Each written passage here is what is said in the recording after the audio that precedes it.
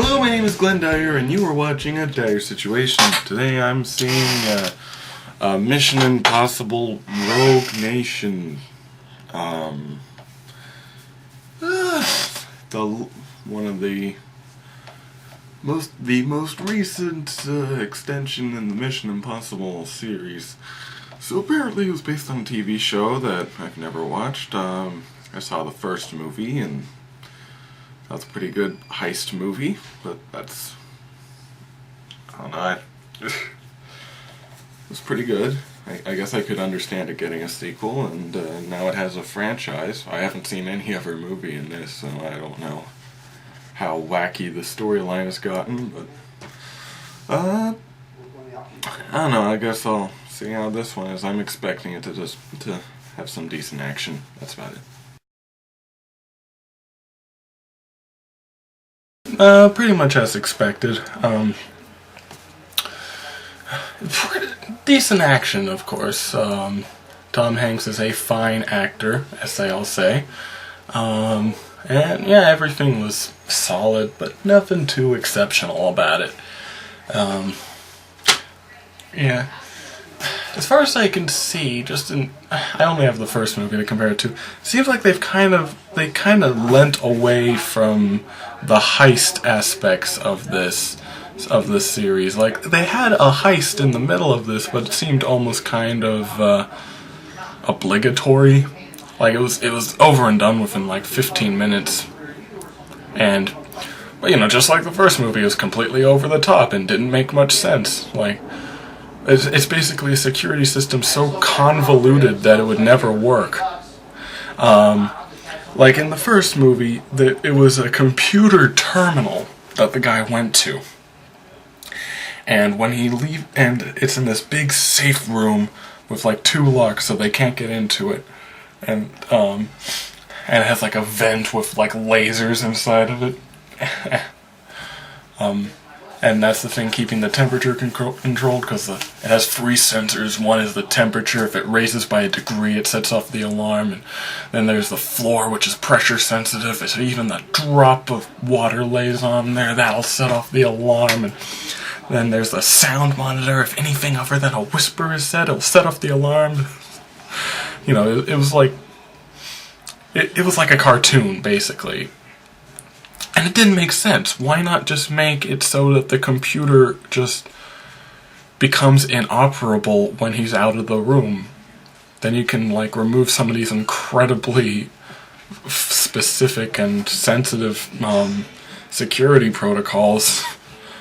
You know? Just make it so that when that door is closed and he's not in there, nobody can use the computer.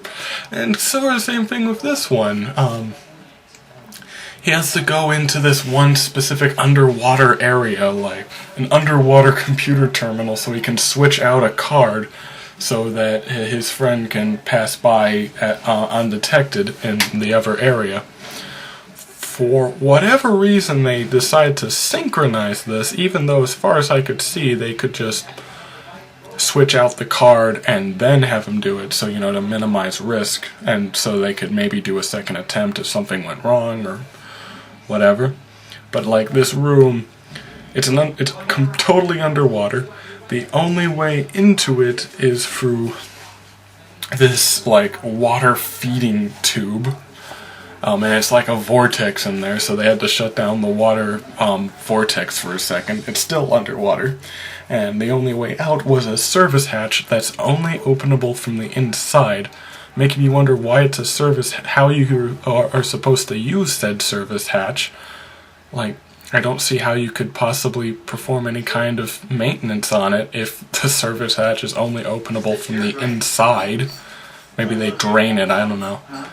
Well, you know, just incredibly over-the-top types of security systems. Yes, there's 3 different padlocks and something. And this is like a digital database, so it's like incredibly convoluted and silly, but you know, it's still there.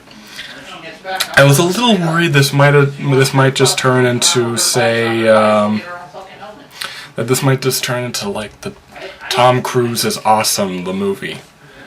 And to an extent, but didn't go as overboard as I thought it would. about on that. It's no Die Hard. It's like Tom Cruise clearly has weaknesses in this movie. He's not like a demigod.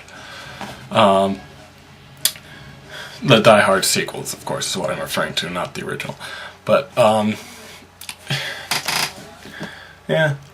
I guess any other complaints I have are mostly just nitpicks, like at the end they kind of slapped together this idea that the big evil villain at the end was supposed to be some sort of dark version of Tom Cruise's character, and he's like an arch nemesis or something. But he never had any interaction, or even direct or indirect, for most of the movie. But at the end they had like a highly ironic way of stopping him, and I'm just like, was he supposed to be like an arch villain or something? It wasn't built up that way. But pretty cool, I guess. That's the way I describe this movie. You put that on the front of the DVD box. Pretty cool, I guess. Glenn Dyer, a Dyer-Situation. There you go. I just gave that to you. So until next time, I'm Glenn Dyer, and you have been watching a Dyer-Situation.